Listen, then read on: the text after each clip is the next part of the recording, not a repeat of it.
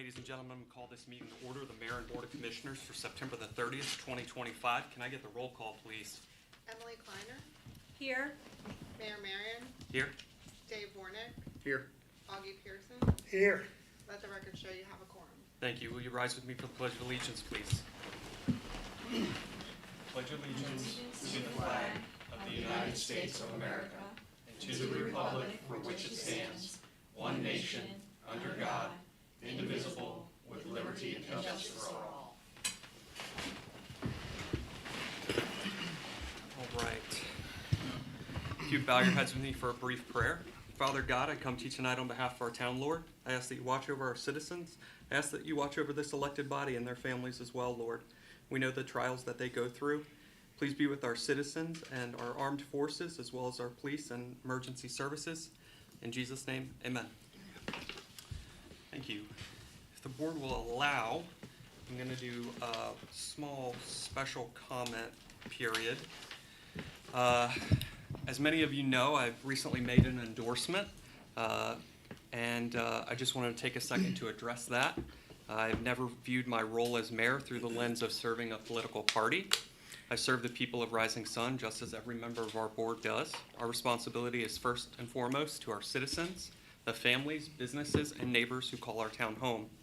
That means sometimes I agree with decisions made in Annapolis, and sometimes I don't. Anyone who follows me knows that I've spoken out, written letters, and made posts when I disagreed, whether on fee increases, Second Amendment rights, or other policies.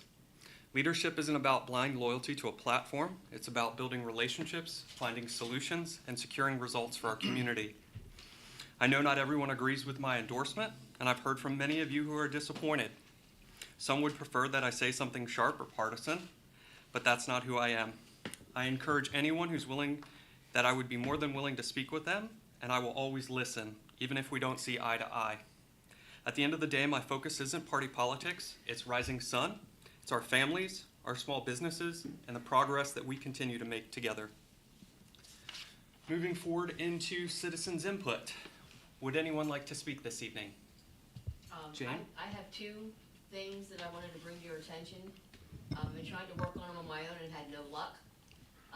In the area where I live, Sunrise Estates, the boxes that Delmarva Power has in there, like junction boxes, are rusty and ratty looking. I've asked them if they would do something. They are not answering me. I mean, the rest of us do a pretty good job of keeping our properties looking good, and they look horrible. Okay. Secondly, Armstrong is doing their 10G upgrade. They have not told any of us, any of my neighbors or me, when they're doing what they're doing. They come in and they dig up our yards, they put in flags and not tell us. They were walking in people's properties, putting little flags in the yard. I've got probably a half a dozen white flags in my front yard. I had real fun mowing on Friday. So I'm trying to get a hold of Armstrong and say, can you at least be, a good neighbor and tell us what's going on and why weren't we notified in advance of all this going on? I just feel like we're being ignored. So. Thank you, Jane. Would anyone else like to speak this evening? All right. Moving forward into reorganization. All right. I'm going to try to make it through this. Okay. So tonight, I am very sad to report that we have two commissioners who are resigning for office. One of them no longer resides in the town of Rising Sun, and the other one is resigning due to health issues. I want to take a moment on behalf of our board to thank them both for their dedication and service to Rising Sun over the past decade, which has left an indelible mark on our town. To Commissioner Dave Warnick, who has been more than a colleague, he has been a close friend. Long before we ever held office, Dave could be found volunteering at town events, from lending a hand with movies in the park when I served as Parks Commissioner, to supporting endless projects with our local scout packs. His willingness to step in and help, no matter the task, has always stood out. And in true Dave fashion, I'll share a story. When I first thought about running for office, Dave actually told me not to do it. He tried to talk me out of it, and yet fate had another plan. Not only did I run, but we ended up serving over a decade together. That mix of humor, honesty, and friendship has always been at the heart of who Dave is, and it's something that I will always cherish. Thank you. To Commissioner Pauline Braun, she has demonstrated that same level of heart, dedication. Before ever joining the Board of Commissioners, Pauline faithfully attended every town meeting sitting in the front row. She also gave more than a decade of service to our Planning and Zoning Board, where her thoughtful input helped shape the growth of our community. As Streets and Sidewalks Commissioner, Pauline walked our streets often, paying attention to every detail and making sure that residents' concerns were heard and addressed. She has been an advocate for the everyday needs of our citizens, ensuring that the foundation, our streets, our sidewalks, and that our connections remain strong. Thank you to Pauline. The service of both Dave and Pauline should not be understated. Their leadership, time, and passion for Rising Sun has helped guide our community forward, and their legacy of service will continue to inspire all of us who remain. On behalf of the staff and our entire town, thank you so much for giving so much of yourself to this small town. I will take a moment and turn it over to Dave. Pauline, unfortunately, due to health reasons, was not able to join us tonight, but we did receive her letter of recognition, and I'm going to go ahead and turn it over to Commissioner Dave Warnick. Okay. Well, thank you, Mayor Marion, for those words. After 11 years in my role of Town Commissioner following my initial 7 years on the Board of Planning and Zoning, my 18-year journey with the town of Rising Sun I was fine until you said that before. Has come to a close. Please accept my resignation from the Board of Commissioners effective immediately. It has been an honor to serve with such a dedicated group of people, and a privilege to call you all friends. I was fine until you had to say something. I'm proud of what we've accomplished as a body, and I'm certain the best years of Rising Sun are ahead of us. While many political bodies have been defined by chaos and dysfunction, I'm proud we have worked as a team to advance the interest of the town. There is no elected body or staff more dedicated to their organization than that of Rising Sun. I hope to see the town keep up the efforts to complete the Octorara Railroad Rails to Trails project.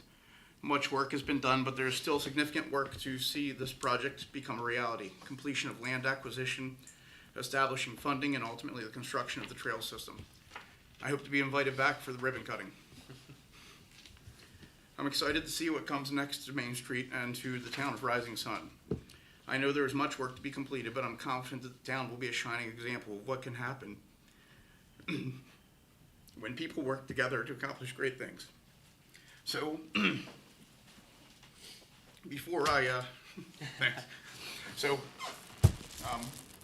my last official act as town commissioner was, interestingly enough, a trip to Rising Sun, Indiana. So I present to you from the. So I took a letter from the mayor of Rising Sun, Maryland, to the mayor of Rising Sun, Indiana, requesting to establish a sister city program. You got back a Navy Bean Fall Festival shirt, so and some coffee mugs and pins. So Rising Sun, Indiana is actually a little smaller than Rising Sun, Maryland. They are, and here's the mayor's business card.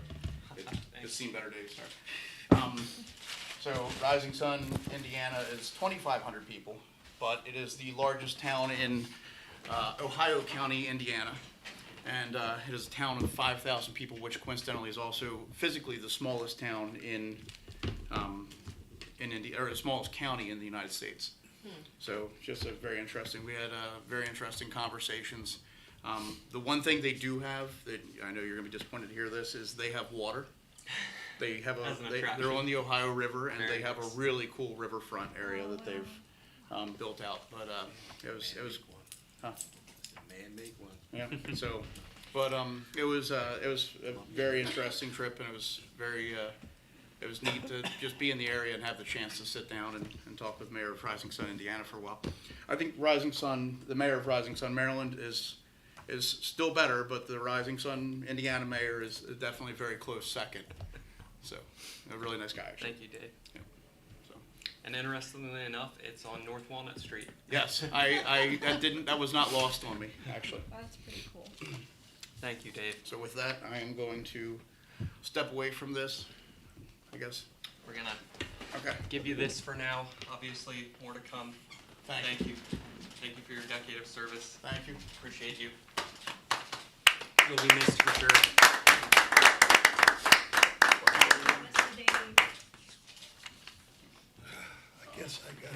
Yeah, you gotta stand up.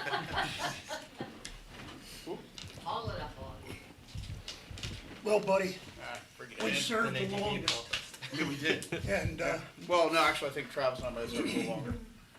yeah, but remember, Well, yeah, you were when around, I I was was the planning and zoning around when you were commissioner. in planning and Yeah. zoning. I think you were one of the ones that Yeah, I'm helped, the tried one to that- talk me out of, I think out of I running for said, I commissioner. think I said you instead of him for planning and zoning, remember that? Well, it was Keith Campbell, actually. Dear Debbie. Dear Debbie, that's what it was, Just Dear Dear Debbie. Debbie. Thank you very much, sir. Thank you. Good luck, Dave. Work my Thank way you, Dave. around the board, let me grab all my stuff here. I don't know if I can get all this, but. Thank you, appreciate it. Do you need your bag back, Dave? No, that bag is from Rising Sun, Indiana. Oh, very Sorry, I cool. forgot to point that out. I'm working my way over there. Are you leaving? I guess I'll go into the audience for right now. I think there's an appointment that maybe I should stick around for a second. You can heckle. Yeah. No. All right, thank you so much. Thank you to the audience for that leeway. As you can imagine, Dave served a long time with us, and he has left an indelible mark on our community. All right, moving forward into the consent agenda. Town Administrator, do you have that?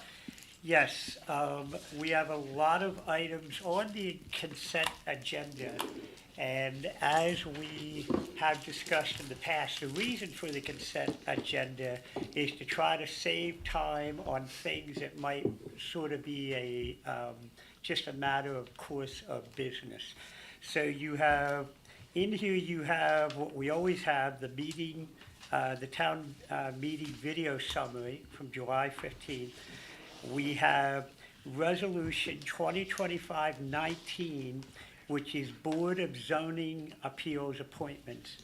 So let me just say the following resolutions, 19, 20, 21, and 22, are all appointments to various boards that are within the structure of the town, and they all have term limits. So every year, we usually have to either reappoint some folks or find some new folks in here. And as you can see, this is a very full agenda, so we've been scrambling here. 2025-19 Board of Zoning Appeals is recommending the reappointment of Joe Scaliak, who's been on the board for many years, and also Skip Youst, who used to be a town commissioner, and he's been on the board for many years. 2025-20 for our planning commission is to reappoint Michael Vizdak, who has completed a 5-year term, actually 3, I think he filled in for someone who had stepped down. So he's been on the board for about 3 years. 2025-21 is appointment of members of the Board of Election Judges. With our town election coming up later on in October, we have to have some folks serving on that board. And we are submitting Mr. David Klein, William Meehan, and Paul Hudson to serve as Board of Election Judges that day. We do have one vacancy on there that is usually a fill-in. The process needs 3 people. We usually like to get a 4th person just to fill in if something happens. So we have another meeting coming up in October prior to the town elections. So if we can potentially get a 4th person to serve on that, it does pay. We do compensate members who serve for that day $150 for the day. We buy breakfast, lunch, and dinner. So that is that one. And then 2025-22 is appointments to our ethics board, and we're looking to reappoint an Andrew J. Snyder, who's been on the board for a couple of years. And then some guy named Dave Warnick stepped up and said he'd like to serve on the board too. I think it's important to note because sometimes our viewing audience might not be aware of certain things that are in place. Number one, there are certain positions on our boards that do allow out-of-town folks to serve on those boards. So I just want to clarify, we just talked about Commissioner Warnick having to step down because he no longer lives in the town. However, on the ethics board, members are permitted to not be a town resident to serve on the ethics board. So I wanted to throw that out. So that is the 4 resolutions that you have before you. Going back to the other items on the agenda, as you know, in the past, the elected body has the ability to declare. Every once in a while, we have recognized holidays that fall on a Tuesday or a Thursday. And so instead of having town operations ramp up for a day and then, shut down again, the elected body has the options under the town code to declare the day before that type of holiday or the day after as a holiday. So in this particular case, Veterans Day is actually on Tuesday, November 11th. So this would be a situation where the elected body can choose to grant Monday, the 10th, as part of the Veterans Day holiday. And then you also see the upcoming town meetings. A point to note is November 11th, as I just said, is actually Veterans Day, and that is when we would normally have a meeting. You could go ahead and determine that you're going to move that meeting to November 18th, which is what I have on the consent agenda. You could pick another date, or you could leave it blank, and we can figure it out over the next, couple of weeks. November the 18th? No. No. So keep it on the 11th or no? No, the 18th. Are we good with that? Yeah, the 18th we're good with it. Okay, let's move forward Okay. with that. Alright. All So right. that's your consent Could I get agenda. a motion to approve the consent agenda, please? Make a motion to approve consent agenda. Is there a second? A second? I think your mic's on. It's been moved and seconded. Is there any discussion? Hearing none, all in favor? Aye. Aye. Consent agenda approved. Thank you, Commissioner Warnick, for wanting to serve on our ethics board. We really appreciate you and your years of service to our community. That is going to continue. So, One for the Thank full you. 20. yeah. All right.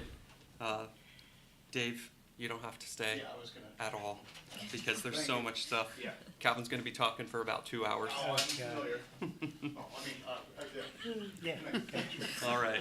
Um, We're gonna hear it. may I just say something, Dave, before you leave? I was gonna do it under my town administrator's report, but since you're leaving, I'll do it now. Okay. I just wanna say I deeply appreciate your commitment to this town. As you know, first of all, you and I go back a long ways and been through a lot of trials and tribulations with the processes in the town. And you've been very instrumental to helping to clean up a lot of the inefficiencies that occurred and were in existence with the town. And you've always been someone, you and I have both been up at 2 o'clock in the morning talking on the phone, about different things. One of the things as a public servant that I've been for the last 43 years now, I guess, in several different communities, I actually get choked up and excited about just what it takes to be an elected official. Just let alone all the other stuff, just the commitment that you have to bring to the table. And I get to serve with a lot of wonderful people who wear their community on their sleeve. And they make tough decisions that nobody's going to like, but they have to make those decisions. They have to face criticism from people who don't understand the inner workings of what goes on. And just like this board now and boards previously, you have always done that with, the utmost amount of commitment to doing the right thing, respect for the constituents that you serve, to take the heat when there's heat to be taken, you know, and that is what I love about being in municipal government, is working with people who really are volunteering their time to better their community. So I didn't want you to get out the door without me being able to say that to you. And I just deeply appreciate, I've learned so much from you, and I just appreciate everything you've done for the town of Rising Sun. Appreciate it. Okay. I'll still be down in Elkton, so Yeah. if you need anything, give me a call. Yep. All right. All right, moving forward. So, resolution, we have a lot of things on our agenda. Let me just cap it off by saying, you guys know this, but maybe the general public doesn't know it. The town is at a tipping point. Not a tipping point, maybe a turning point, and we've heard that a lot in our society lately. But we are experiencing our own turning point from having been in really bad financial ways going all the way back to the early 2000s. I've said this before, the town of Rising Sun is one of the only communities in the county that has actually lowered real estate taxes over the years. One of the things I'm really proud of, and I know you guys are too, is that when COVID hit in 2020, that hit, if you remember, around March, April, really started taking shape on the impact it was going to be. And this elected body, right out of the gate, lowered the town real estate tax because we knew there was going to be unknown financial impacts on our residents. And so we didn't want to be reactionary later on down the road. We wanted to be proactive down the, up front. So there's been so many projects that we've been working on over the years. And when I talked about the trials and tribulations, where we are at today is a result of a lot of hard work from so many people and residents that have served on our various boards, and people that have come to our town meetings in the past and participated in things. We are at a turning point where this town, I believe, is going to be in a position for long-term sustainability. It's always been my goal to put us in a position where we're not dependent upon the federal government. We're not dependent upon the state government. In many ways, I'd like it if we didn't have to be so dependent on county government. We have enough resources and opportunities in this town to put ourselves in a long-term sustainability. And that's where we're at right now. We have 12 land development projects in the different queues here. The value of our homes is off the charts. We still have homes that go up listed for sale, and within a week later, within a week, sometimes within hours, they're getting market requested value. Sometimes people are coming out of pocket for cash in hand to be able to buy the houses that we have in the town of Rising Sun. So you always hear that saying, the glass is half full. I don't think the glass is half full. I believe the glass is 3/4 full and rising quickly. So a lot of the stuff that we're gonna talk about tonight is a culmination of a lot of work over the years from so many different people, and it's the steps we need to take to lock down the momentum that the town of Rising Sun has been experiencing and will continue to experience going forward. So one of the first things, I wanted to throw that out there to explain why this is going to be a little bit long. So the first thing we have out there is Resolution 2025-16A. Now you're going to remember this because this was the annexation of West Nottingham Academy.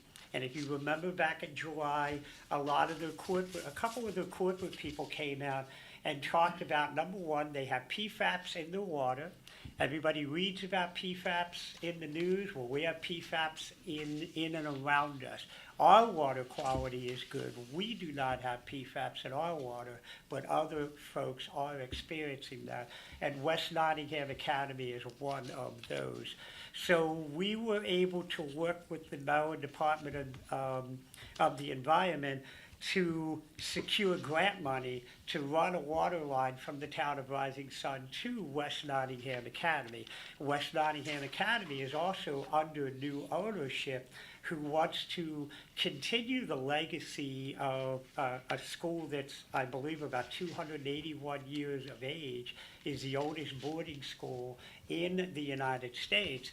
And they have a lot of great ideas that they want to do in expanding the footprint and the cultural benefit of that campus and that facility. But they need water. They can't do any of that without water.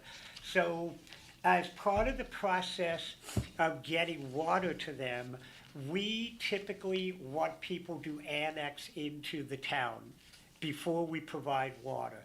Now, there's a couple ways of looking at that.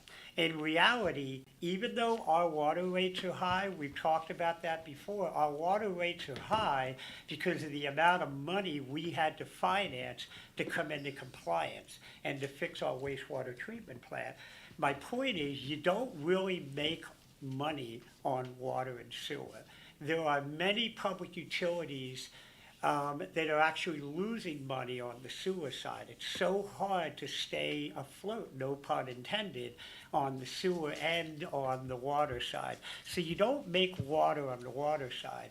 And so if a community is going to provide water, the way it has the opportunity to make money is through the real estate tax. We are going into this annexation knowing that West Nottingham Academy is a nonprofit entity and they are not going to be paying real estate tax to the town.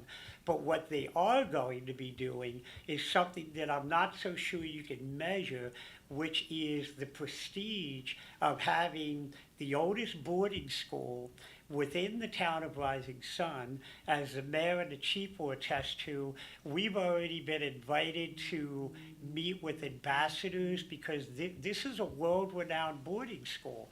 And so I believe, was it New Guinea that came in recently?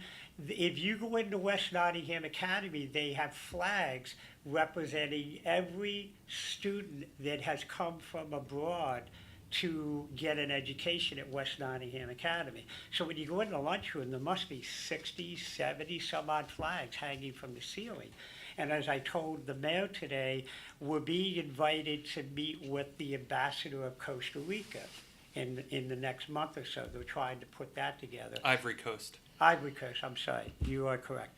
So there's a lot of prestige in doing that. And so we are doing this annexation because we got a lot of water in the past so that we can be a regional supplier of water to people that are incurring nitrates in their water, and now we have PFAS. We have some facilities that have lead in their water, and we are sitting up here in the north with a whole lot of water, and it gives us the ability to provide that water to other entities, which in theory, the more users you bring into the system, the better, the more able you are to bring your water rates down. And so we're doing this to get more water sold. Even though you don't make a whole lot of money on water, you still are in a position to lower the water rate for our residents.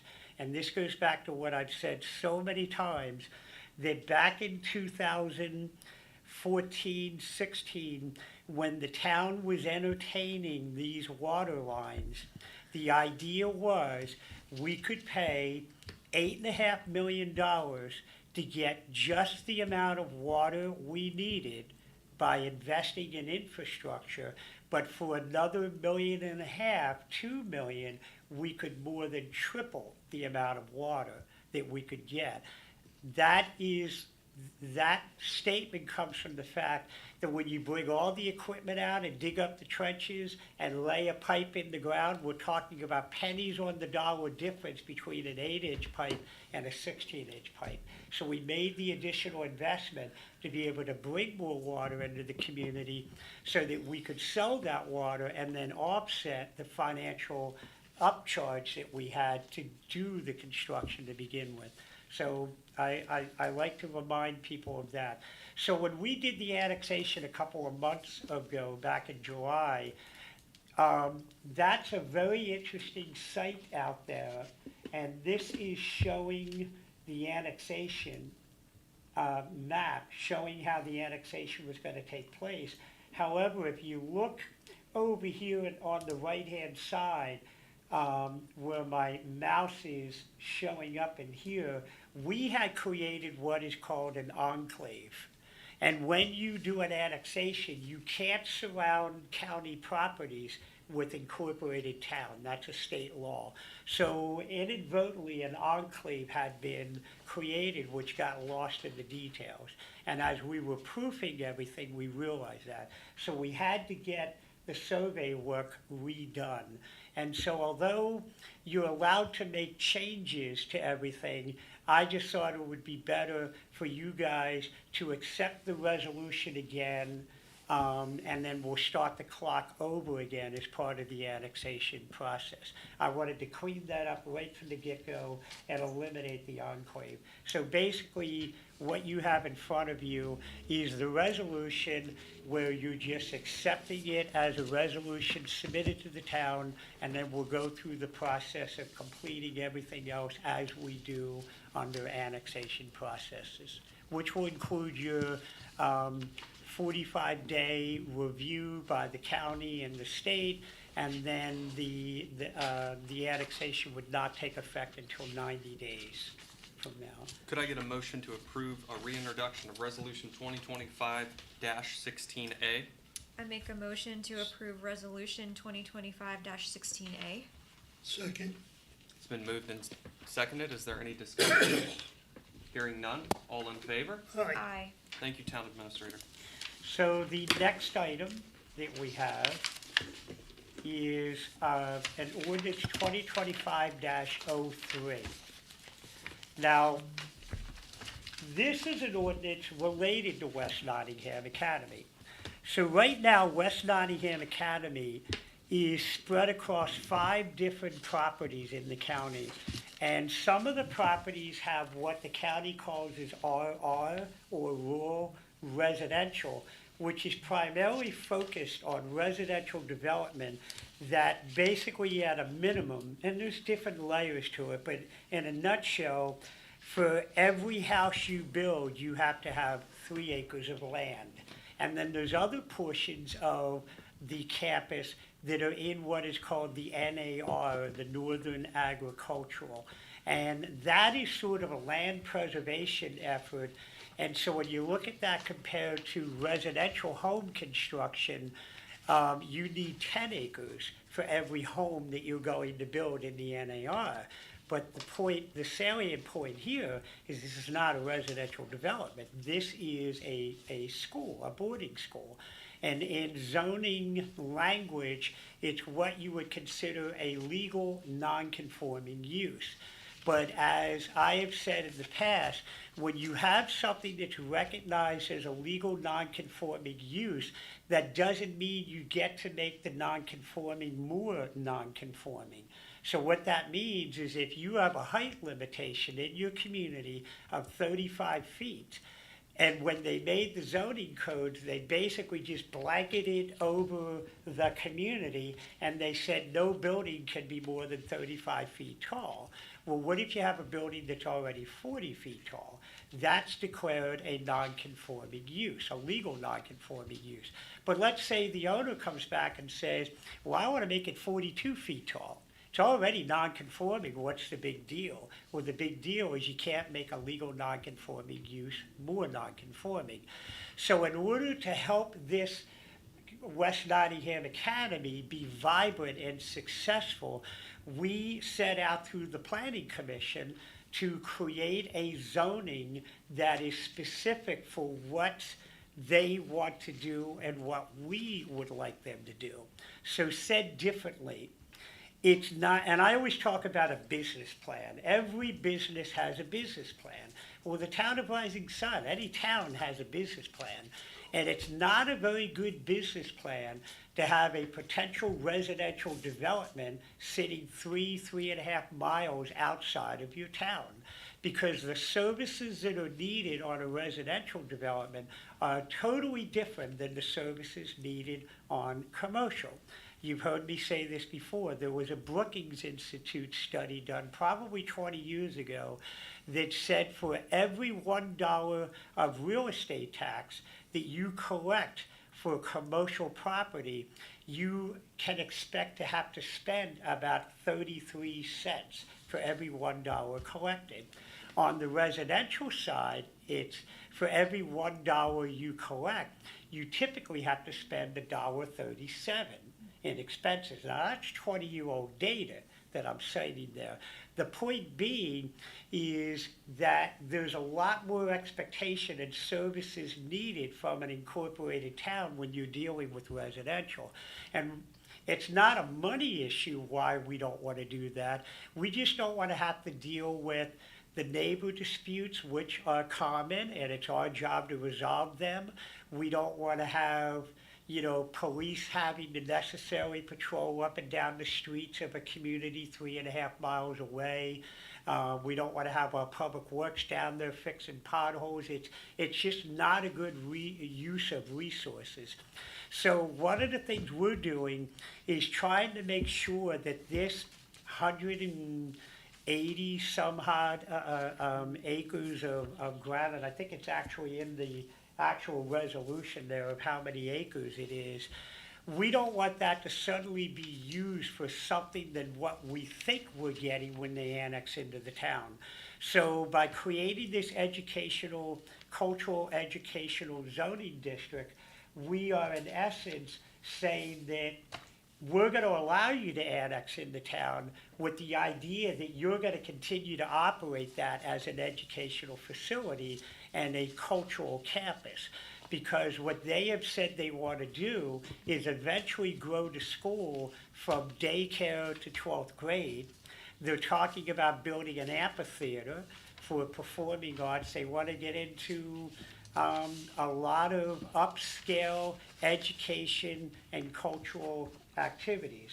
So we want to be able to create that zoning district and make sure that that is what they are going to do.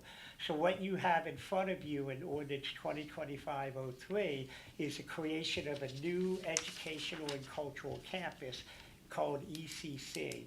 And I have it up here on the screen, and the purpose and intent of this zoning district, the Educational and Cultural Campus District is intended to provide for the development and use of land and buildings by educational and cultural institutions and a comprehensive campus-style environment. The district permits core educational and cultural uses along with closely related housing, administrative, and support services while ensuring compatibility with the adjacent land uses. So you can look at all the things that you would normally say, all right, that's what I would expect to find on an educational campus. But we wanted to put that in there. If we don't do some of the stuff that we are doing, that might require them to come in before the Planning Commission and get numerous approvals and variances because it's not gonna fit within our zoning code if we don't make a zoning change to help it fit.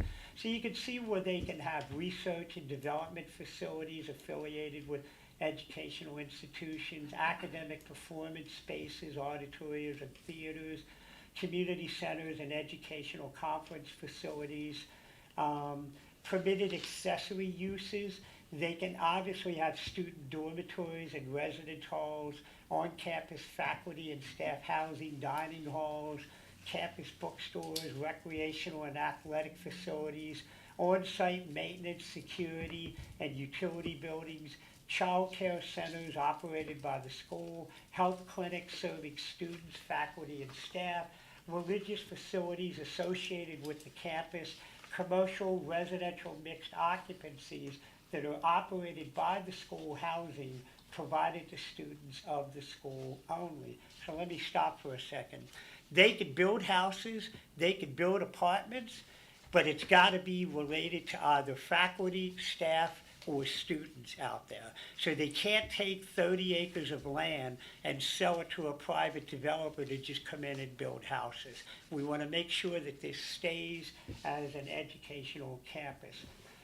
Here are some conditional uses that would be subject to special exceptions, conference centers and hotels associated with educational use, technology incubators and labs affiliated with campus programs, parking structures up to 3 levels with the upper level being an open deck, transportation hubs, or shuttle terminals. If they have reasons for people to be coming and going or staffing, they can do that.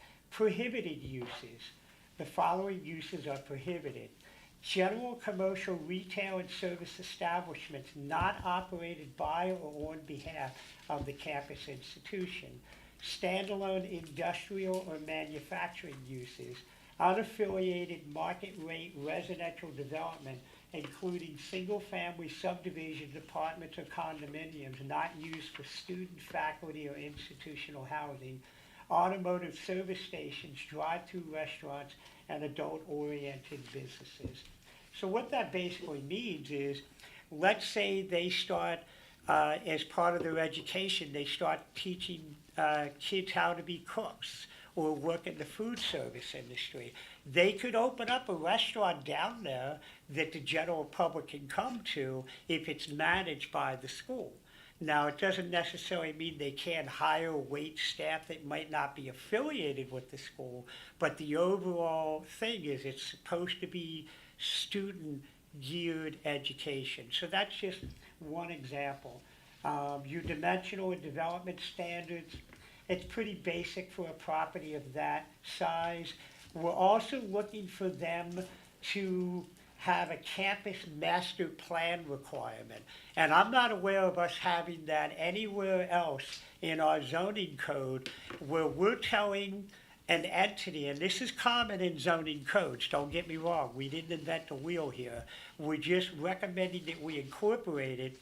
When you start thinking about all the stuff they want to do, we might want to be able to see that in a master plan that says, what do you think you're going to do over the next 10 years? And that plan has to be approved by the town of Rising Sun to say, all right, you're going in the direction that we think is good for the community at large. And it's not uncommon to see that when you're talking about educational facilities. And then the last item is site plan review. This is pretty much a catch-all. Anything they do down there will have to run through our subdivision code in terms of what they can and can't do and how they develop, the development plans for that.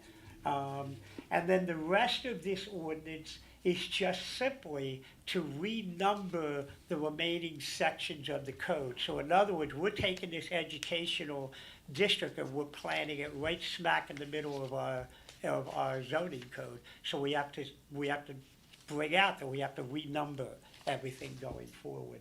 Now, this has gone before the Planning Commission. Let me double back and remind everybody that under state law, any changes to a zoning code or a subdivision code, the Planning Commission gets a chance to look at it and review it. The Planning Commission put a lot of work into this, and they actually met to discuss this on August 18th, September 8th, and September 22nd. So you're going to see they put a lot of work into this one too, and their recommendation is this is a good starting point for this educational zoning district. So that it's going to sit. We're going to schedule a public hearing for that in the future. I believe we have to give 14 days notice, so I'll be reaching out to you guys in the next, couple of days to say when do you think is a good time for you guys to be able to meet. So that's 2025-03. If you guys want to make a motion to accept that into the minutes so we can start that clock. Can I get a motion to approve ordinance 2025-03 for So introduction? moved. I second it. It's been moved and seconded. Any discussion? Hearing none, all in favor? Aye. Thank you, Town Administrator. Ordinance 2025-04. Okay, so this one here is pretty much a straightforward one here in that in the entire time I've been with Rising Sun, going back to 2007, we've handled probably about 7 or 8 daycare special exceptions and variances because our zoning code, when it was written, is incredibly more strict than what the COMAR regulations are for daycares. So what the planning, and it really creates a bad situation because you are having folks who want to open up a daycare in their home, or you remember some wonderful daycare facilities that have opened up in some of the commercial locations here. They are paying for variances that we pretty much know we're going to grant because the planning commission over the years has said, wow, that's really restrictive. And so why should we be in a position of charging them fees for something that probably 99 times out of 100 we're going to approve? So we want to change the regulation to bring it in line with the COMAR regulations, because at the end of the day, I think it might be the Department of Education, I'm not sure which one does, but they regulate these daycare facilities. And so if they're going to issue the license on some of the things that I'm talking about, why do we need to be so significantly more strict? So let me show you where those areas are. So basically, what I did to make it easier so you could follow is you're going to see the changes I made, or the Planning Commission made, are very de minimis in terms of how far-reaching they are. But I thought it would be better, instead of just saying we're going to add these words to this sentence, I would delete the entire section as it's written now, reintroduce it in here showing you what is new language identified in red, language that's been eliminated with the strike through, and language that's remaining to be, normal there. So what you're going to see is that when it talks to item number C, the applicant shall provide 100 square feet of usable outdoor recreational area for each child.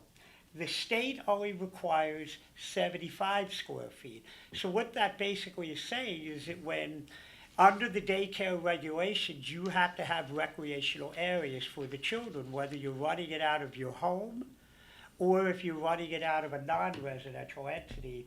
Ours said 100, 75 is what the state requires. So we're recommending that we match the state requirement, drop it from 100 to 75.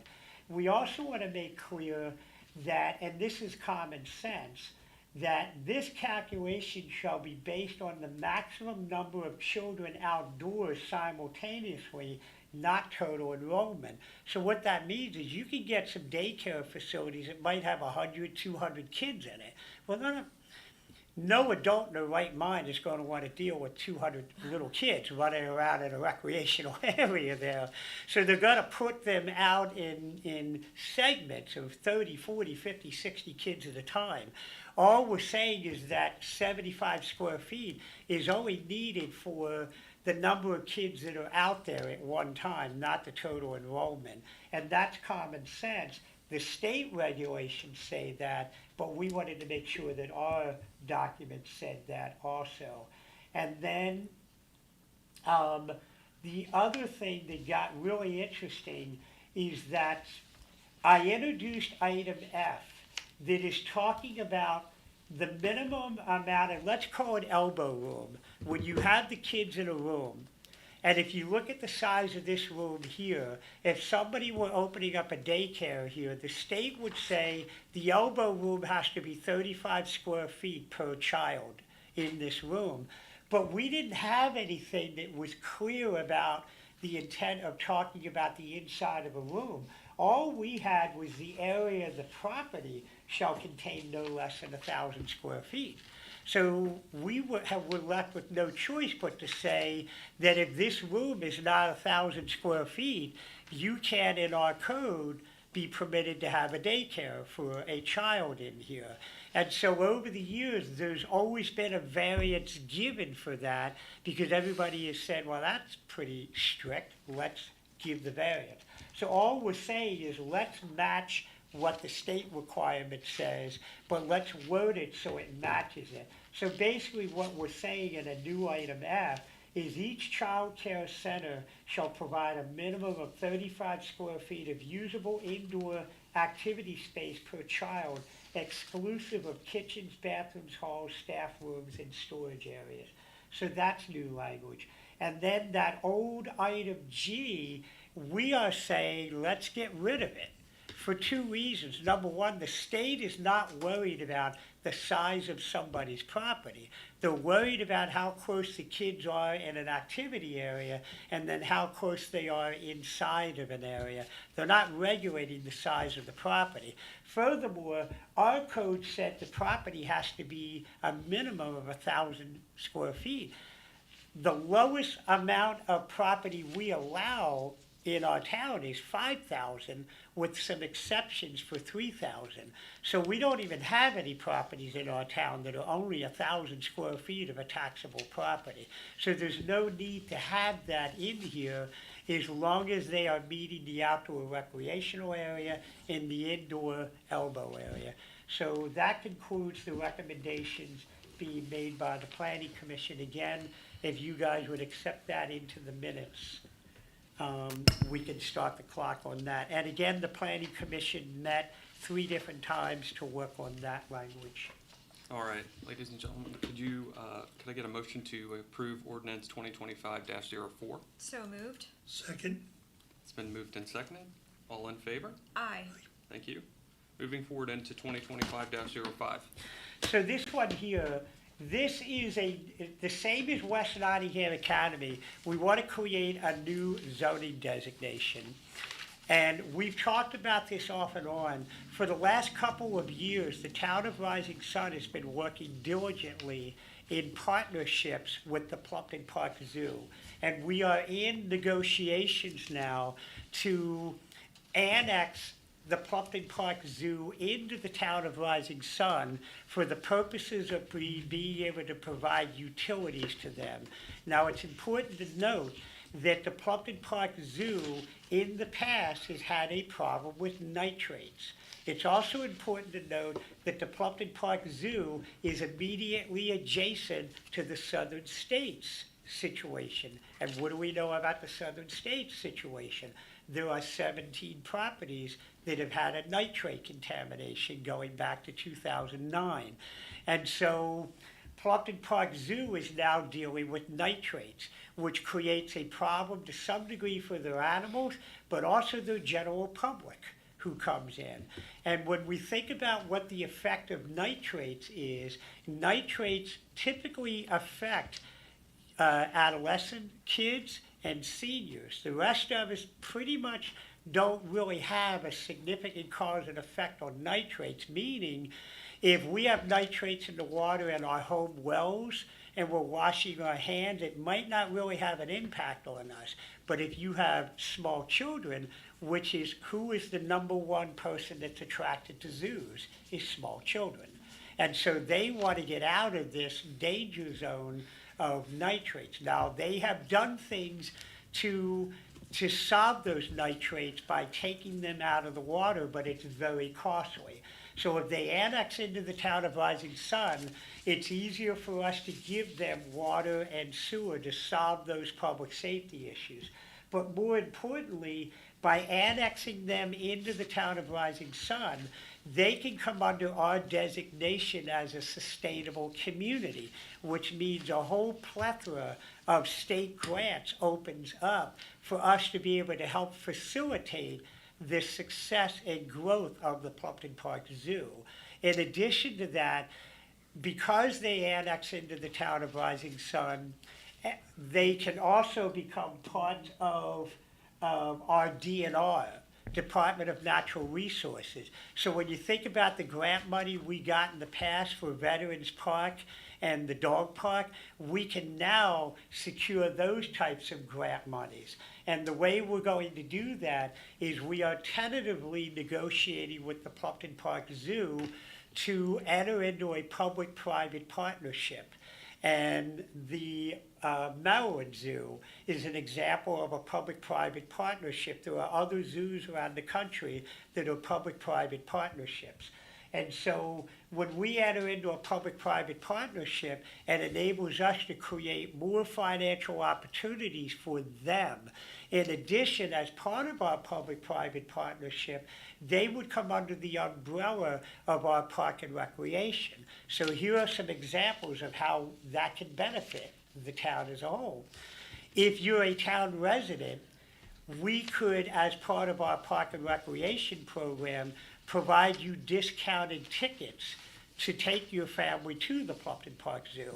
So whether it's a one-day pass, a weekend pass, an annual pass, whatever, because you're a town resident and it becomes part of the town of Rising Sun, we can provide additional park and recreational services to our residents through our affiliation and partnership with the zoo.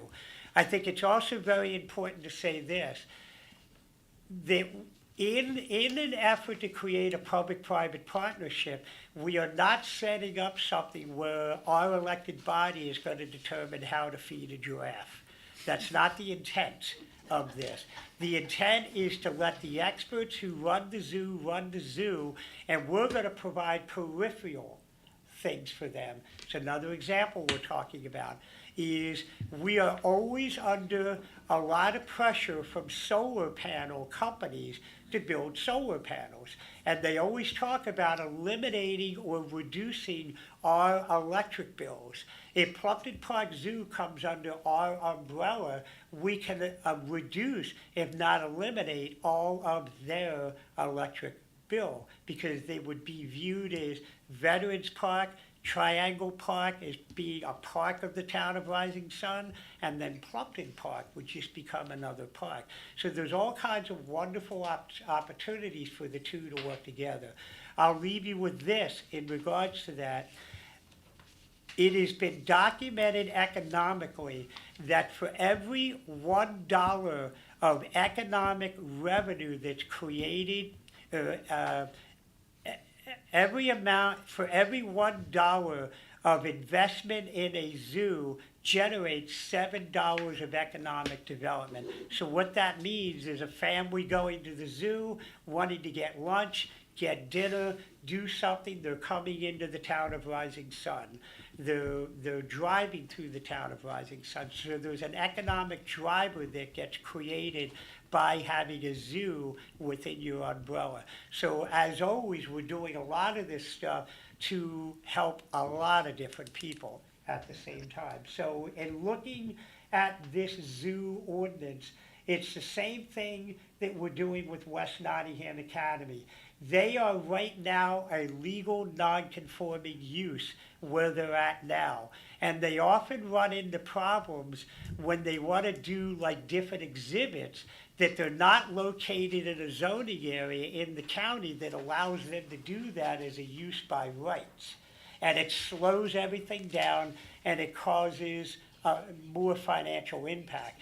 When we create a new zoning district, there will be things that will be permitted as a use by right. And that's what this zoning ordinance does.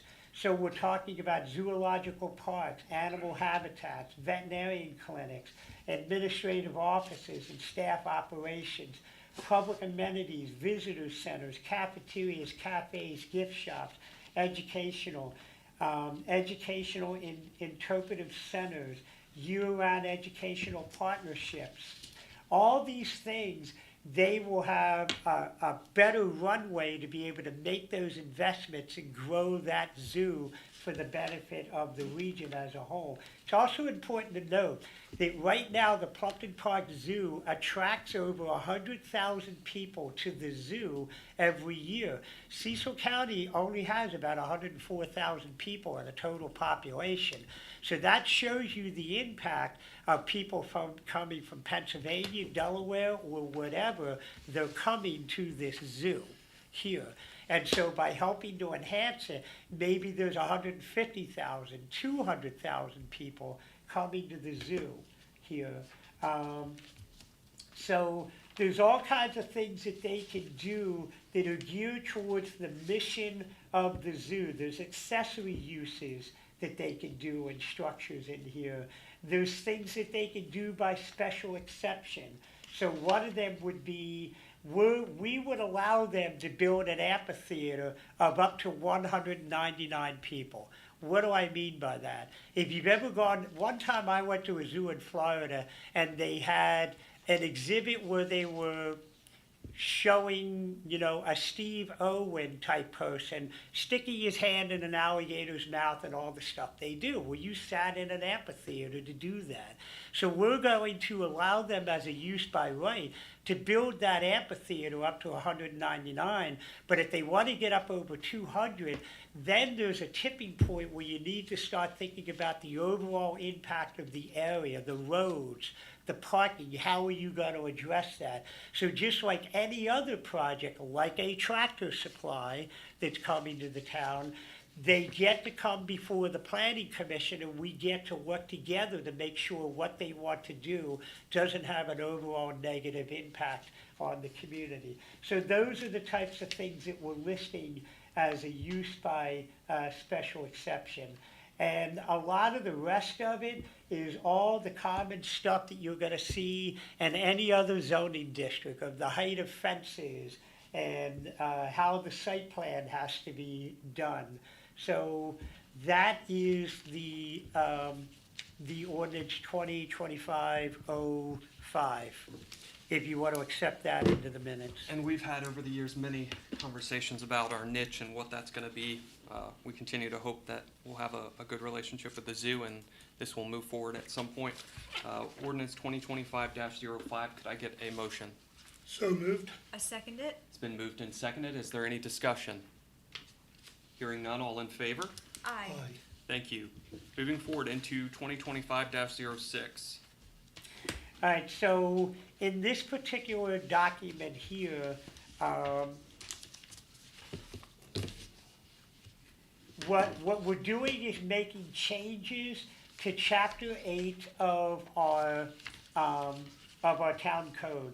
And in Chapter 8, there are things that we did a couple years ago. We're sitting on 1 million gallons of water, and it is a huge commodity that a lot of people would like to come in and maybe even manipulate to their own advantage.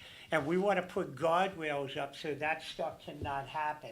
The other thing is, in thinking about the fire company and water capacity and issues like that, we have land development projects that are building houses that, if you want to think about it being at the end of a tree branch, and if something happens along that tree branch, there's going to be problems at the end of the branch. Meaning, if you have a 300 home subdivision that's essentially sitting at the end of a dead end main, you can have problems if you ever have an interruption of your water supply.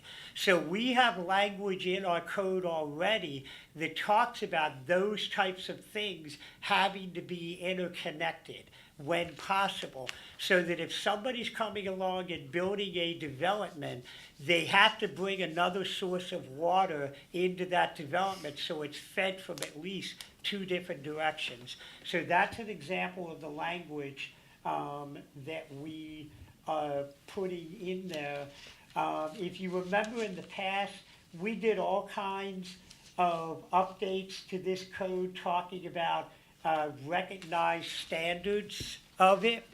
Quite frankly, we have some people who would rather us not have that language in there because it costs money.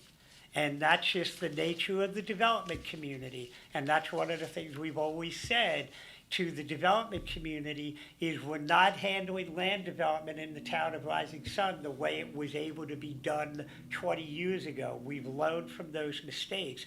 And so things have to be done our way and for the benefit of the community as a whole. So those are some of the changes that we're making in this particular ordinance 2025-06 there. So again, that is not something, if you accept that, we don't have to have a public hearing for this. We can just come back at our next meeting and you guys can adopt it if you like it. All right, ordinance 2025-06. Could I get a motion to approve? So moved. I second it. It's been moved and seconded. Is there any further discussion? Hearing none. We only have 3 left, Cal. Yeah. 2025-07. Do you have that? Yes, so this one here is changes to Article 4 of Chapter 9 of our town code. And within the town code, in Article 4, it talks about adequate public facilities, benefit assessment, and impact fees. These concepts have been around forever. And basically what this ordinance sets out to do, and every community basically has this, is that, and I'm going to say it to you this way and have a little fun with it, is that as a town, if you're just minding your own business and you got plenty of water and you don't have any problems with your sewer, and you might have some rainwater leaking into the sewer system, but it's not really raising the alarm of any of the regulatory agencies, you can go along and continue to operate that way.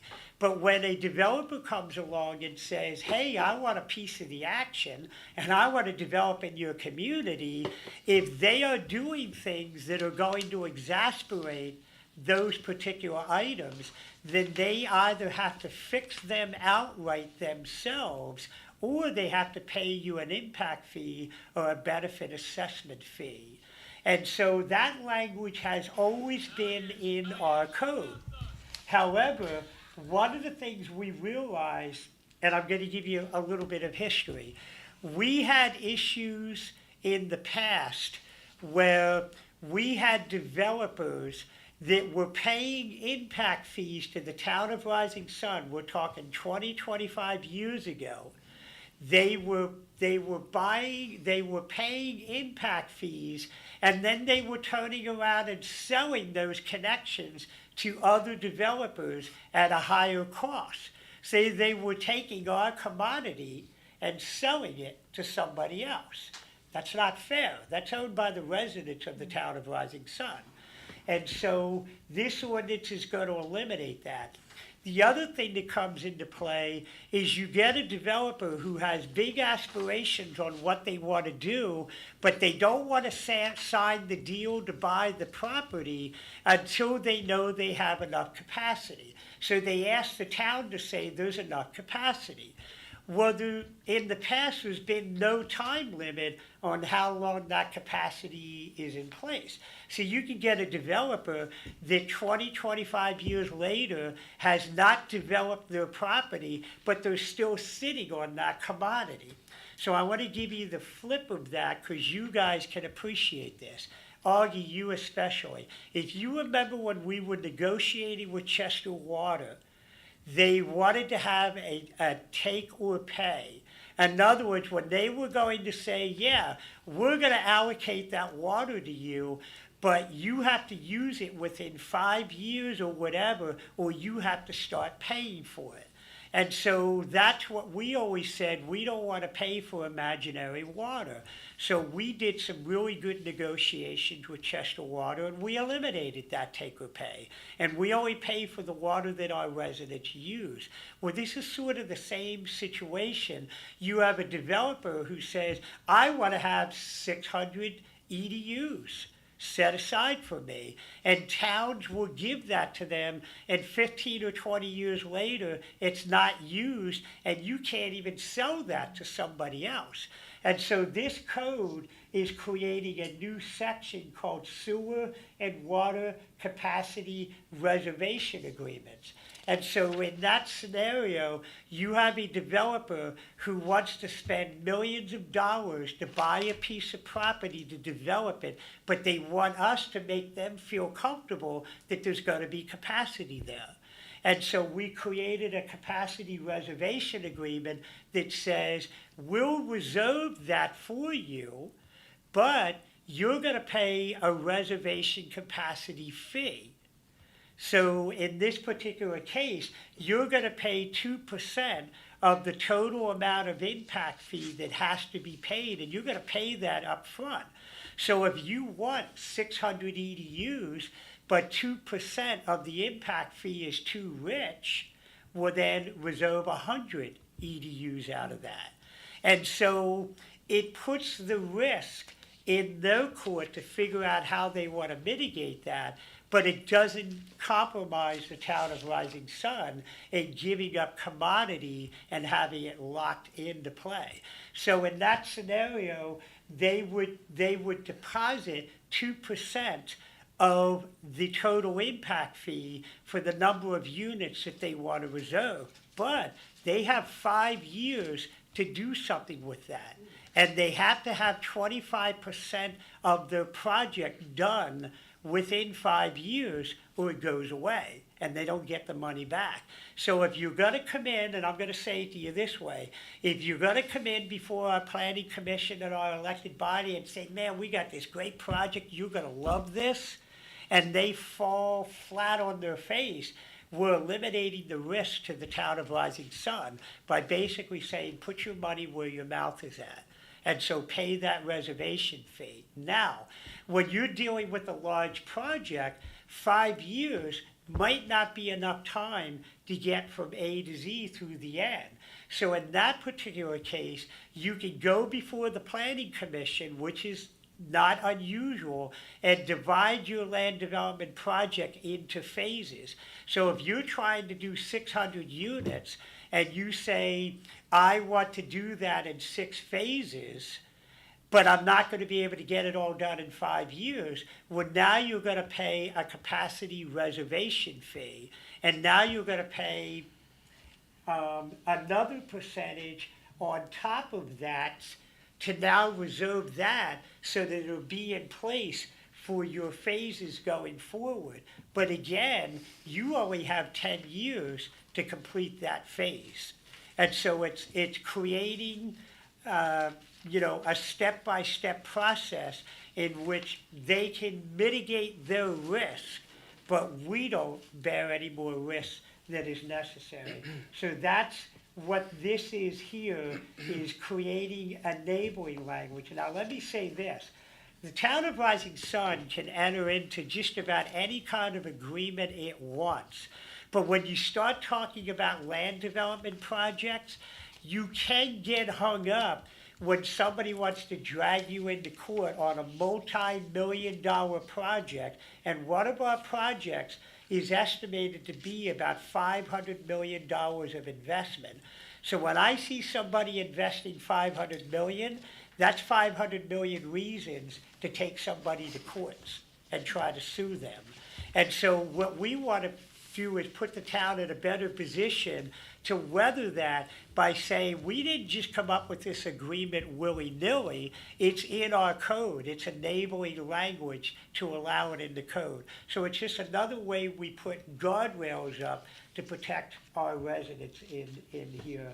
And so that's why we're showing this water capacity reservation fee language to be put in Chapter 9, Article 4 of our town code. So if you're good with that, we can start the clock on looking at that and approving that at a future meeting. All right, ordinance 2025-07. Can I get a motion to approve? I make a motion to approve 2025-07 ordinance. Second it. It's been moved and seconded. Any other discussion? All in favor? Aye. All right, Cal? So the next one we have is an actual sewer and water capacity reservation agreement that we are getting ready. We've already sent it to the developer. The attorneys are going back and forth. We've hammered out a lot of stuff. It matches what is in our zoning code, or in our code that you would be adopting in the future. But we want to start using this type of agreement because, and I want to describe it to you this way, is that if you ever picture somebody running like a 1,500 meter race on a high school track, college track, you will have, let's say, 5 runners lined up on the track, but the guy who's on the inside lane has an advantage because it's shorter to get to the other side when you're on the inside lane. And so when you see the starting block, the guy who's on the outside lane is usually further up in the starting block. And so think of those runners as developers. And here's why this is important. The next thing I'm going to show you is that, yes, we're minding our own business, doing fine, and now we have the development community that wants to do things. Where there are impact fees that are going to have to be paid. What is common for a developer to do is to say, well, I don't care about the other developers. I'm here now, you have capacity. I don't want to have to pay anything towards that. Now, that's not really a winning argument. But what we have done is that we have created the optic of all of these developers are in a 1,500-meter race. And the developer that's further along is on the inside track. And the developer that is just now coming into the queue is on the outside. And they've got a longer way to get to the other side. But once they get to the other side, they're essentially going to be neck and neck with the other developers. What I mean by that is once you get through final land development approval, it takes about a year for a developer to move dirt around, put roads in, put pipes in the ground. And so that gives everybody an opportunity to catch up. And so by taking this position, we don't run the risk of the first developer getting the benefit of everything and paying nothing towards the impacts that are going to occur down the road.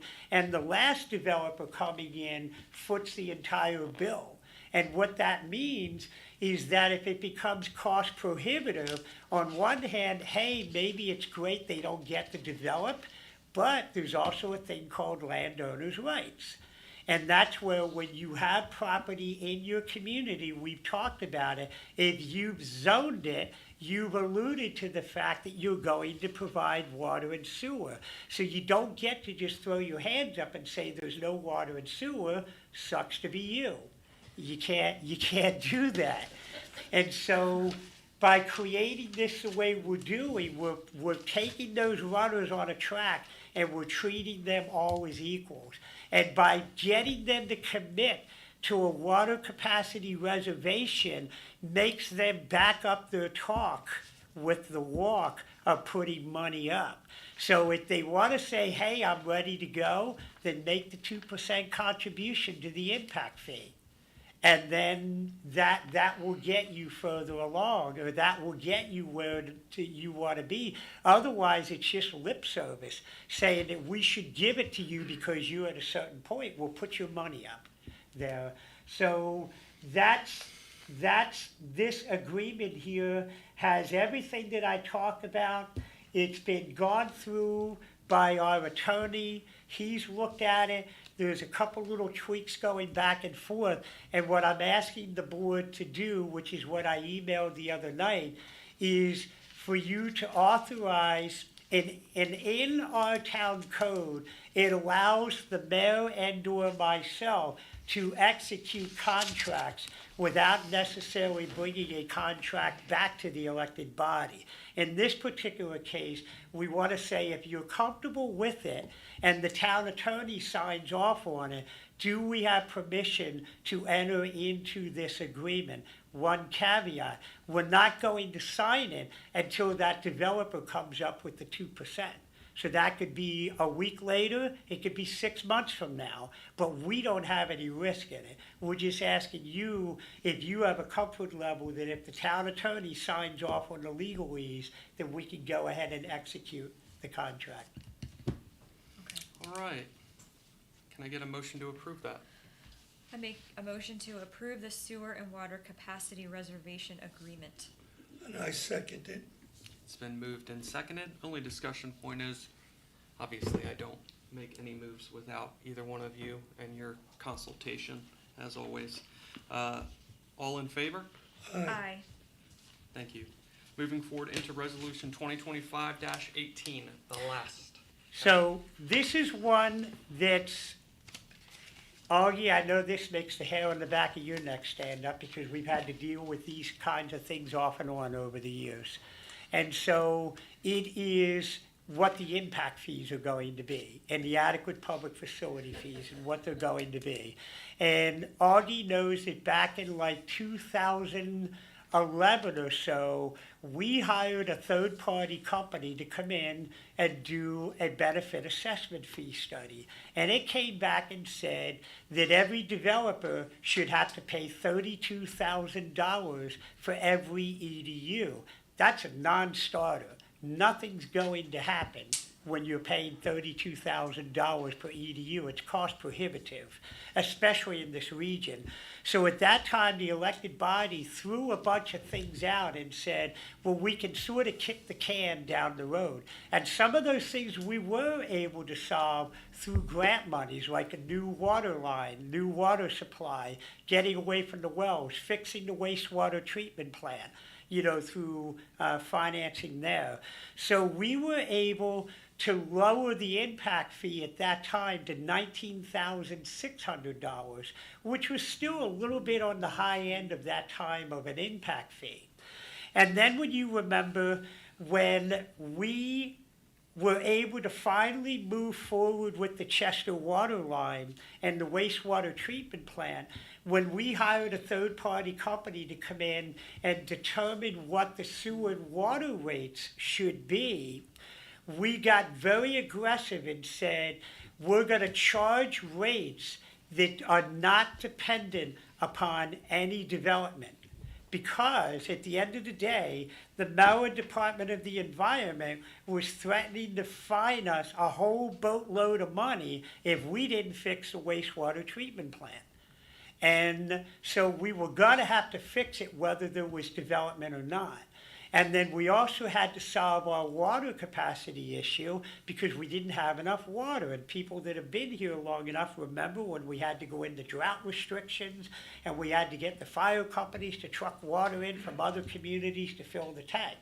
We were able to resolve that also over the years. And so when we finally solved that, we just reduced our impact fees down to $14,000 to try to jumpstart. But the important thing is we didn't count on any development because we didn't want to go to the residents with a high water and sewer rate and say, hey, trust us, there's going to be development down the road. And then when the development doesn't happen, which is outside of our control, we're coming back to the residents with another significant water and sewer increase. So we did calculations with no development. Well, now we have the development. So every new property we bring in is potential to bring down water and sewer rates and make it more cost effective for our residents. So we also have to figure out what the benefit assessment fees are going to be. And so what I have in front of me, and you don't have it in front of you, is we basically have looked at our water upgrades and our sewer upgrades needed. And on our water upgrades, there are two things that the engineering firm, in doing a study, and this is important, we used our engineering firm to figure this out, as opposed to going to a third party. And the reason why we did it is when you hire a third party for $40,000, $50,000, $60,000, guess who's the first phone call they make? To the engineer. And so you're paying them to get the information from the engineer. So we just used our engineering firm to come up with what was needed. So there's two things on the water side. Number one, we want, right now when you look at the Chester water line coming in, everything that is down on Pearl Street in that direction is essentially on its own water grid. And so remember when I talked about redundancy and water coming in from two sides?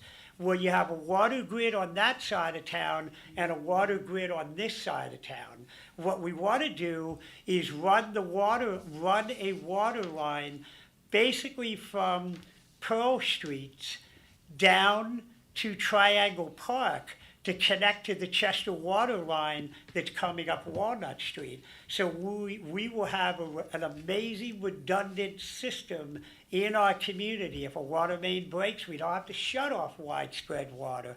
If the fire company has a large fire, they're not trying to draw water out of the same grid. So we definitely want to do that, and with more development occurring, it's all the more reason why we need to do that. The other thing we want to do is when you, under MDE and 10 states standards, you have to have a day's worth of water in reserve. And right now, we have a 500,000 gallon water tank. However, we have a 1 million gallon allocation from Chester Water and the Susquehanna River Basin Commission. So if we're gonna start selling this water to other developers or in the area, we need additional water tanks. And so that's an example of we're minding our own business. We don't need another water tank. You wanna develop, we need more water tanks. So there's a cost associated with that. And then on the sewer side, in order to get the capacity that we need at the wastewater treatment plant, we have to do some things at the plant. The biggest problems we have, and this is revisiting history that you've heard before, but it all comes together, is at our wastewater treatment plant, after we opened it up, we found out that we had an underground spring.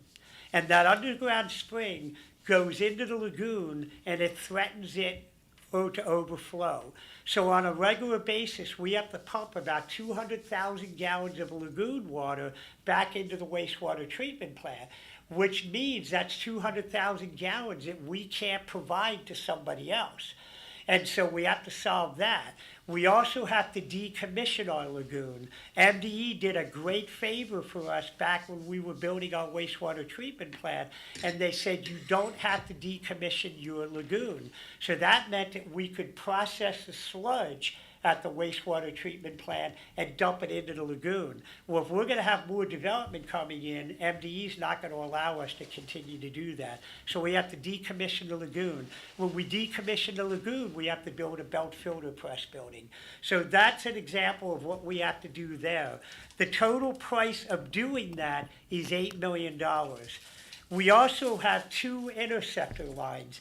And what interceptor lines are is when you look at all the homes throughout the town of Rising Sun, the water goes down the drain, goes through the yard, goes into a sewer line in the street, and that sewer line goes into what is called an interceptor.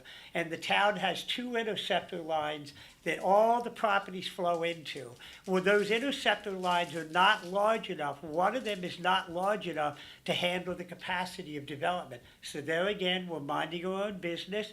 You don't have enough capacity to develop, so you have to put a larger water line or a sewer line in there. The other problem with it is back in the day, engineers used to think it was a great idea to put your interceptor lines in a stream bed.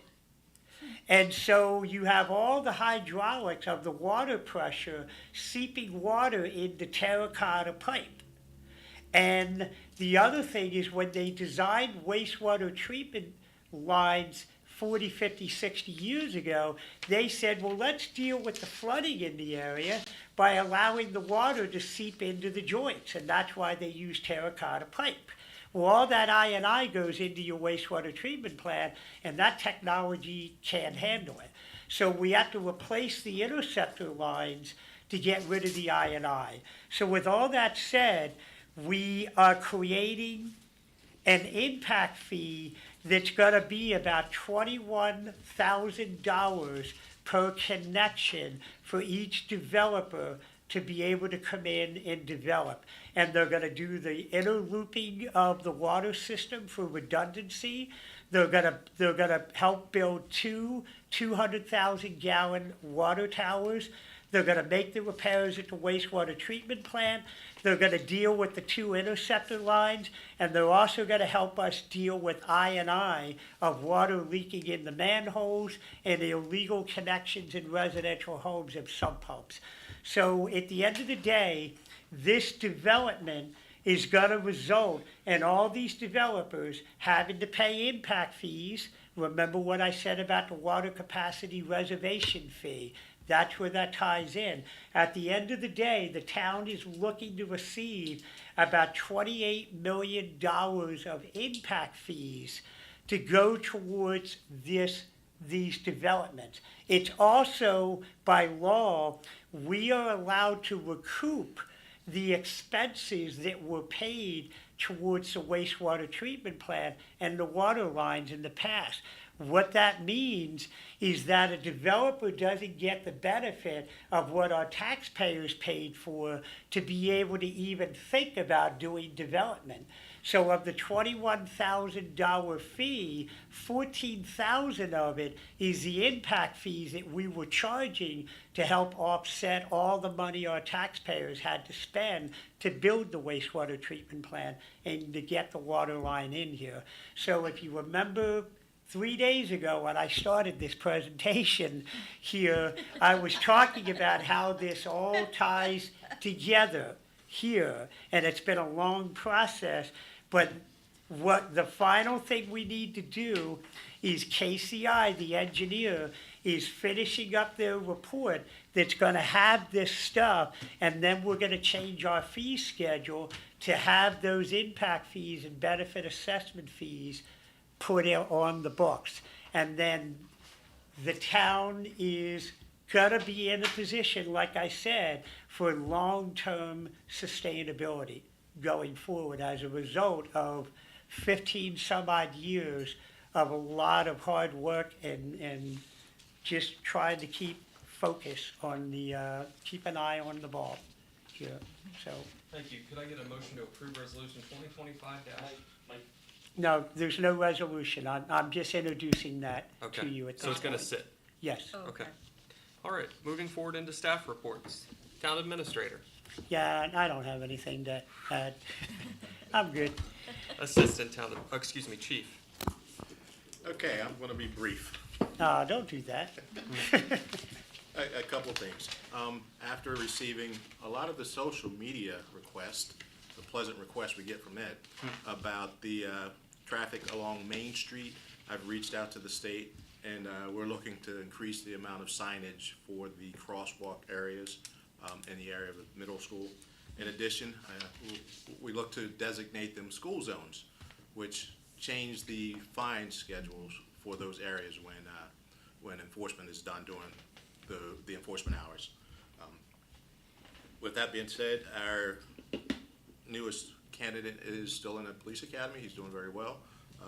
Knock on wood, say a few prayers that his next 7 months go quickly, and we're still in a search for more. And that is all I have for a report, unless you have any questions. Thank you, chief. Assistant town administrator.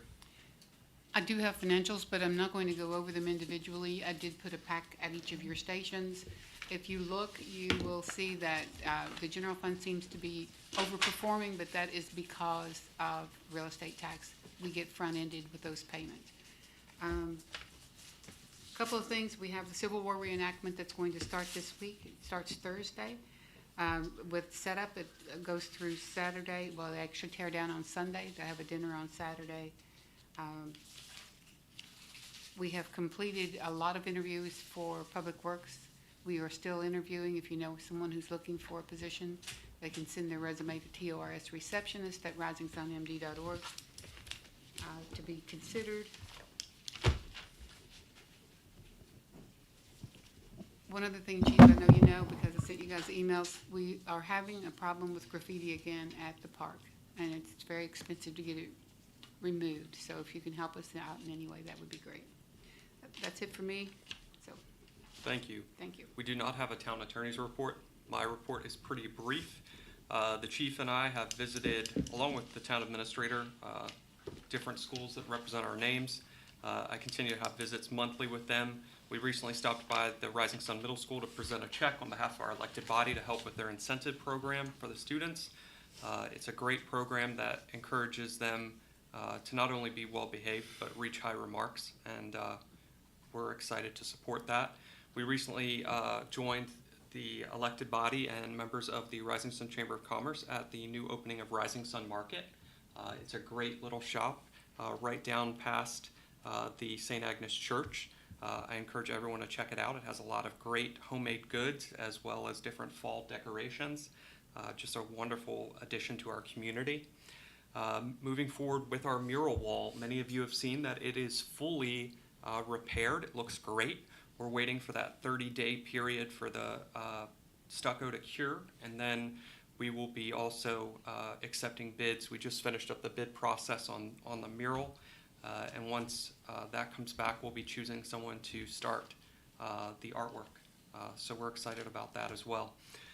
Moving forward into commissioner comments, Commissioner Kleiner. Most of my report is covered, or was covered by Calvin with the ordinances for the educational cultural campus, the daycare and childcare zoning, and the conservation zoological park district.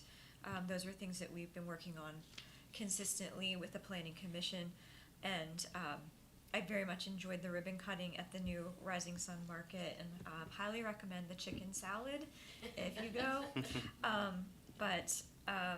That concludes my report. Thank you. Thank you, Commissioner Kleiner. Commissioner Pearson.